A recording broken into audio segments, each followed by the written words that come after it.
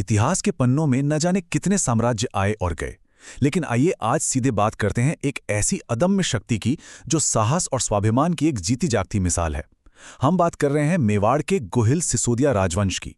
सच कहूं तो ये दुनिया के सबसे पुराने और सबसे लंबे समय तक टिके रहने वाले राजवंशों में से एक है। इसकी जड़ें इतनी गहरी हैं कि इन्होंने समय की हर बड़ी आंधी का बिल्कुल डटकर सामना किया है। और ये सिर्फ किसी राजकाज की कहानी नहीं है, बल्कि एक विचार के सदियों तक जीवित रहने की बेहद शानदार गाथा है। अब शुरुआत में ही एक बहुत ही दिलचस्प बात सामने आती है। इस राजवंश के शासकों ने कभी खुद को साधारण राजा माना ही नहीं। सूर्यवंशी क्षत्रिय होने के नाते उन्हें हिंदुआ सूरज कहा जाता था, यानी पूरे समाज के लिए एक मार्गदर्शक प्रकाश। लेकिन जो चीज़ वाकई में मास्टर स्ट्रोक थी, वो थी उनकी सोच। उन्होंने कभी खुद को मेवाड़ का असली मालिक घोषित नहीं किया। इसके बजाय वे खुद को भगवान एकलिंगनाथ जी का दीवान या सेवक मानते थे।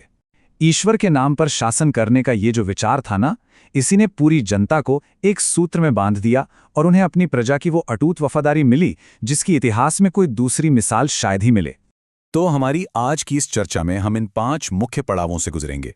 पहला, मेवाड़ का शाश्वत राजवंश। दूसरा, उत्पत्ति और प्रारंभिक विजय। तीसरा, सिसोदिया शाखा का उदय। चौथा, महान योद्धा और राजा। और अंत में 5वां, एक अमर आधुनिक विरासत। चलिए बिना देरी किए अपने पहले पड़ाव से शुरुआत करते हैं। भाग 1, मेवाड़ का शाश्वत राजवंश। अगर हम उस समय के भौगोलिक क्षेत्र पर नजर डालें तो ये शासन मुख्य रूप से दक्षिण पूर्वी राजस्थान में फैला हुआ था। इसमें आज के उदयपुर, चित्तौड़गढ़, राजसमंद, भीलवाड़ा और प्रतापगढ़ जैसे विशिष्ट क्षेत्र शामिल थे। अब ध्यान देने वाली बात यह है कि अरावली की ये जो ऊबड़-खाबड़ भौगोलिक स्थिति है, इसकी पहाड़ियां और गहरी घाटियां, ये सिर्फ कोई सुंदर परिदृश्य नहीं थीं। इन्होंने सचमुच एक प्राकृतिक रक्षा कवच का काम किया। इसी भौगोलिक दुर्गमता ने उन्हें एक ऐसी ढाल दी जिससे वे अपनी स्वतंत्रता बनाए रख सकें और हर युग में वीरों को जन्म दे सकें। आगे बढ़ते हैं हमारे दूसरे भाग की तरफ। भाग 2, उत्पत्ति और प्रारंभिक विजय। जरा इस टाइमलाइन पर गौर कीजिए। 14 शताब्दियों का अनवरत शासन। 566 ईस्वी में गुहादित्य ने गोहिल वंश की नींव रखी। फिर 734 ईस्वी में महान बप्पा रावल ने मानमोरी शासकों से चित्तौड़ छीनकर इसे अपनी शक्ति का केंद्र बनाया। और ये पूरी श्रृंखला 1947 में भारत की स्वतंत्रता तक अनवरत चलती रही। समय का इतना बड़ा और इतना असाधारण विस्तार वास्तव में हमें आश्चर्यचकित कर देता है। इस राजवंश के इतने लंबे सफर को हम उनकी राजधानियों के बदलाव से भी बहुत अच्छे से समझ सकते हैं। और ये बदलाव सिर्फ नए महल बनाने के लिए नहीं थे, बल्कि अपना अस्तित्व बचाने और शक्ति को रणनीतिक रूप से मजबूत करने के लिए थे।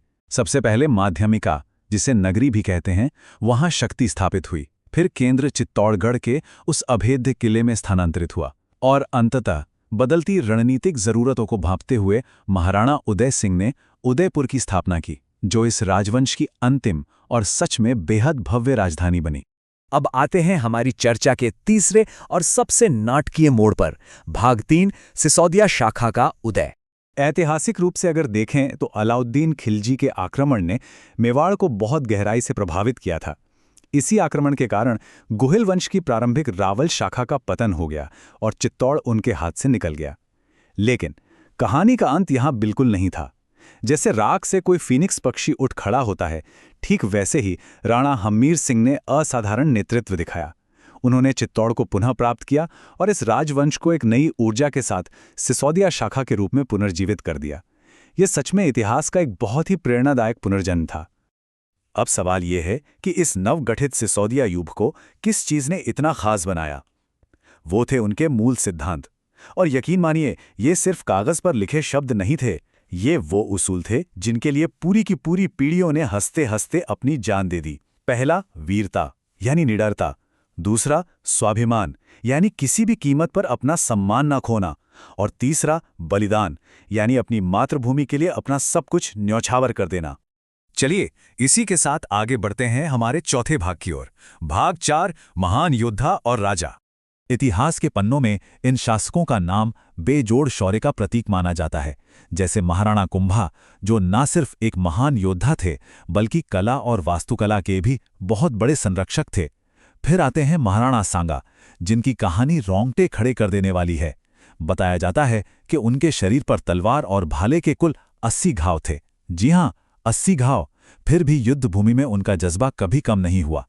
और निश्चित रूप से महाराणा प्रताप, जिन्हें किसी भी विदेशी आक्रमण के सामने घुटने टेकने से सख्त इनकार करने के लिए आज पूरी दुनिया में जाना जाता है। इतिहास में कुछ ही घटनाएं होती हैं जो समय की सीमाओं को पार कर जाती हैं। महाराणा प्रताप द्वारा मुगल सम्राट अकबर की अधीनता स्वीकार करने से पूरी तरह और अडिग इनकार करना मेवाड़ की संप्रभुता का एक सर्वोच्च प्रदर्शन है। उन्होंने महलों की सुख सुविधाओं को छोड़कर जंगलों के उस कठोर जीवन और अनवरत संघर्ष का रास्ता चुना, लेकिन अपनी मातृभूमि की स्वतंत्रता और अपनी शर्तों से उन्होंने कभी कोई समझौता नहीं किया। लेकिन ये राजा सिर्फ युद्ध के मैदान तक सीमित नहीं थे। उन्होंने एक अविश्वसनीय भौतिक विरासत भी छोड़ी है, जो आज भी शान से खड़ी है। चित्तौड़गढ़ का वो विशाल किला इसका प्रत्यक्ष प्रमाण है। और महाराणा कुंभा द्वारा निर्मित कुंभलगढ़ का किला तो अपने आप में किसी अजूबे से कम नहीं है। इसकी निरंतर दीवार 36 किलोमीटर तक फैली है। इसे अक्सर दुनिया की दूसरी सबसे लंबी दीवार कहा जाता है।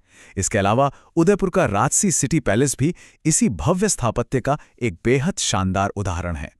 तो अब हम अपनी इस यात्रा के आखिरी पड़ाव पर आ पहुंचे हैं। भाग 5, एक अमर आधुनिक विरासत। स्क्रीन पर दिख रहे इस नंबर पर जरा गौर करें, 77।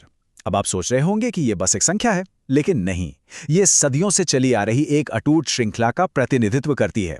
ये इस बात का जीवित प्रमाण है कि कैसे एक पीढ़ी ने अगली पीढ़ी को अपनी विरासत और अपने मूल्य सौंपे हैं, बिना किसी टूट के और बिना किसी रुकावट के। और यहीं पर वो 77 की संख्या अपनी पूरी सार्थकता पाती है। डॉक्टर लक्षराज सिंह मेवाड़ आज इस ऐतिहासिक वंशावली की जीवित निरंतरता हैं। वे इस महान मेवाड़ राजवंश के 77वें संरक्षक यानी कस्टोडियन हैं। आपको याद है, हमने शुरुआत में दीवान शब्द की बात की थी। वही संरक्षण की परंपरा, खुद को शासक नहीं बल्कि भगवान का सेवक मानने की वो विनम्रता आज भी आधुनिक रूप में समाज के कल्याण और सांस्कृतिक संवर्धन के माध्यम से जारी है। अंत में ये सारी बातें हमें एक बहुत ही विचार उत्तेजक प्रश्न पर इलाके छोड़ देती हैं। जरा सोचिए, 566 ईस्वी में स्थापित एक राजवंश जिसने ना जाने कितने युद्ध और कितनी ऐतिहासिक उथल-पुथल देखी, वो आज भी अपनी सांस्कृतिक प्रासंगिकता कैसे बनाए रखता है और एक पूरे क्षेत्र को आज भी कैसे प्रेरित करता है। गुहिल सिसोदिया विरासत का ये महाकाव्य हमें सिखाता है कि जब किसी चीज़ की नींव वीरता, स्वाभिमान और बलिदान के मूल्यों पर रखी जाती है तो वो सचमुच समय की सीमाओं से परे हो जाती है। ये कहानी हमें इतिहास की इन गहरी जड़ों को और खंगालने के लिए प्रेरित करती है। तो आज के इस विश्लेषण में हमारे साथ जुड़ने के लिए आपका बहुत बहुत धन्यवाद।